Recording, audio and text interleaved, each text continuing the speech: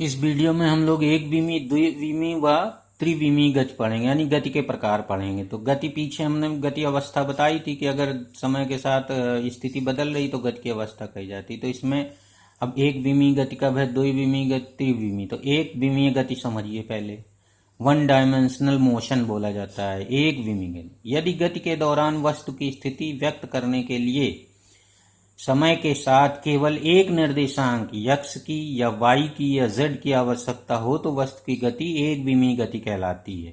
यानी केवल एक ही दिशा में वस्तु गति करे तो एक विमीय गति कहलाती।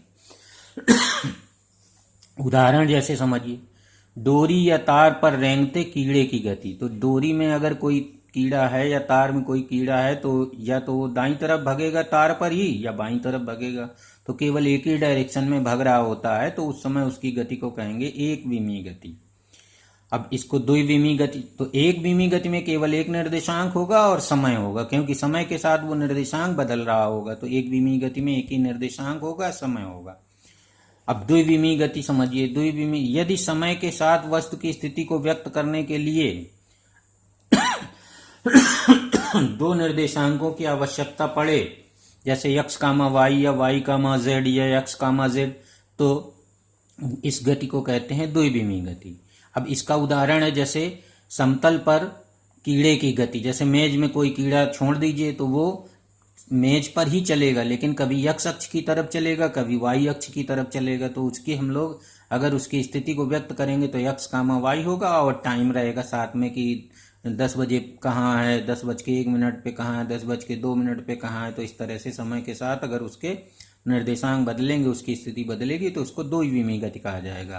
तो एक समतल में किसी कीड़े की गति को द्विविमीय गति कहते हैं, तार में किसी कीड़े की गति को एक विमीय गति कहते हैं, और इसमें आते हैं त्रिविमीय गति। यदि समय के साथ वस्तु की स्थिति व्यक्त करने के लिए तीन निर्देशांकों x, y और z की आवश्यकता हो तो गति को त्रिविमीय गति कहते हैं। तो ये याद रखना है। जैसे उदाहरण, कमरे में उड़ते मच्छर की गति। तो उसको आकाश, कमरे में जो मच्छर उड़ रहा होता है तो कमरे के पूरे वो होता है, आयतन होता है, स्पेस होता है, उसको आकाश कहा जाता है, पूरी जगह को। या अंतरिक्ष में उड़ते पक्षी की गति। अंतरिक्ष में अगर कोई पक्षी उड़ रहा है आसमान में तो उसकी गति भी त्रिविमीय गति कहलाती है, क्योंकि वो किसी भी तरफ को उड़ सकता है, x अक्ष की तरफ, y अक्ष की तरफ या z अक्ष की तरफ वो स्वतंत्र होता है। तो समय के साथ उसकी स्थिति लगातार बदलेगी। तो इस तरह से मच्छर की गति हो या आकाश में उड़ते पक्षी की गति हो तो इस प्रकार की गति को कहते हैं त्रिविमीय गति। तो ये याद रखना है। तो एक विमीय गति हो गई, दो विमीय गति हो गई और त्रिविमीय गति हो गई। तो इनको स्पष्ट समझ लेना है, बहुत सिंपल सी बातें हैं। अब हम लोग दूरी एवं विस्थापन की बात करेंगे। तो दूरी और विस्थापन किसको कहा जाता है? गतिमान वस्तु द्वारा, यानी गति की अवस्था में अगर वस्तु है, यानी समय के साथ उसकी स्थिति लगातार बदल रही है, यानी वस्तु चल रही है, यूं समझिए सिंपल भाषा में। तो गतिमान वस्तु द्वारा तय की गई कुल लंबाई को दूरी कहते हैं। जो कुल लंबाई, मान लो टेढ़ा मेढ़ा चल रहा है तो सारी लंबाई को हम लोग जोड़ेंगे तो उस पूरी लंबाई को हम लोग दूरी कहते हैं। और स्मॉल डी से या स्मॉल एस से लिखा करेंगे तो ये कोई इश्यू नहीं है, कभी एक्स से भी लिख देते हैं।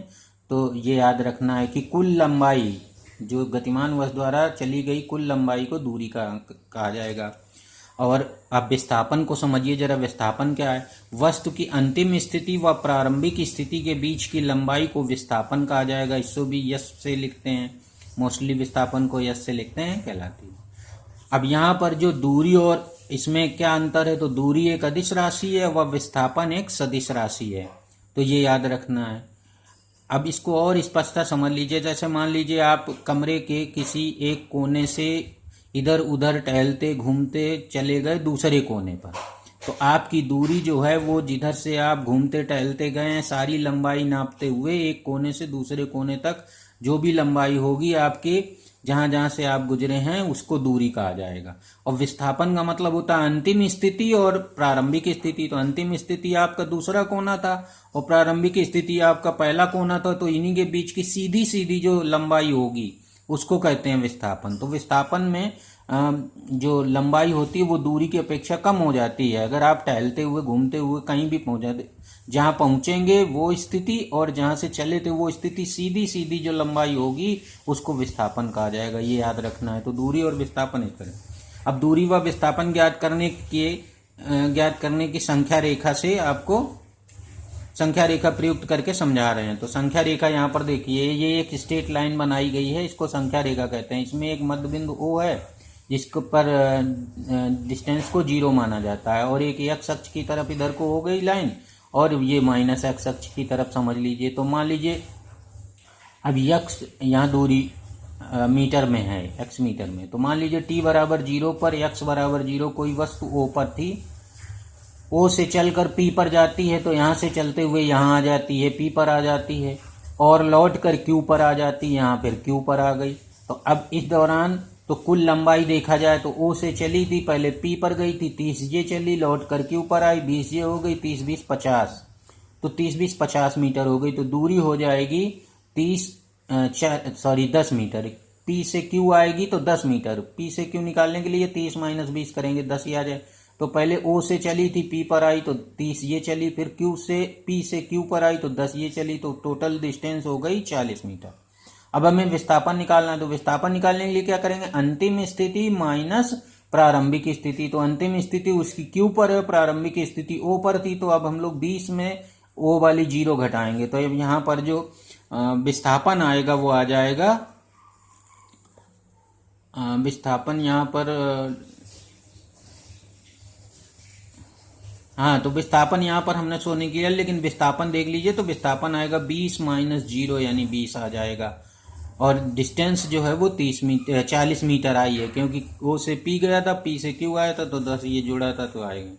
इसी तरह से अब t बराबर 0 पर कोई वस्तु P पर है मान लीजिए, और वह कुछ समय बाद R पर आ जाए, तो विस्थापन बताना है। तो विस्थापन जो होता है अंतिम स्थिति माइनस प्रारंभिक स्थिति, अंतिम स्थिति माइनस 20 ले लेंगे, और प्रारंभिक स्थिति को, क्योंकि माइनस 20 है ना, अंतिम स्थिति R पर पहुंच गया, तो अंतिम स्थिति माइनस 20, प्रारंभिक स्थिति P पर था, तो माइनस 30 लिखेंगे, तो ये माइनस 30 हो जाएगा, माइनस प्लस 30 लिखा जाएगा, क्योंकि P की जो स्थिति है वो प्लस 30 है।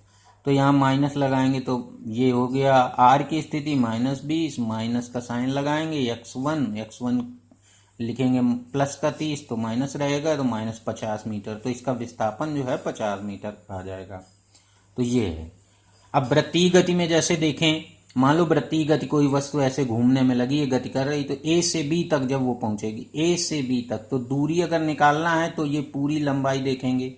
तो पूरी लंबाई अर्ध परिधि हुई, परिधि होती है 2 पाई r, तो ये A से B तक की लंबाई हो गई पाई r केवल। तो यहाँ से A से B जब कोई वस्तु वृत्तीय पथ पर चल कर जाएगी तो दूरी पाई r आएगी। और विस्थापन देखना, विस्थापन का मतलब होता है अंतिम स्थिति माइनस प्रारंभिक स्थिति। तो यहाँ से हम लोग अंतिम स्थिति ये है, प्रारंभिक स्थिति ये है, तो इनके बीच की जो लंबाई होगी r ये हो गई और r ये हो गई, इधर वाली त्रिज्या हो गई, उधर वाली तो 2r हो गई, तो विस्थापन 2r हो जाएगा। तो इस प्रकार से हम लोग दूरी व विस्थापन ज्ञात कर लेते हैं।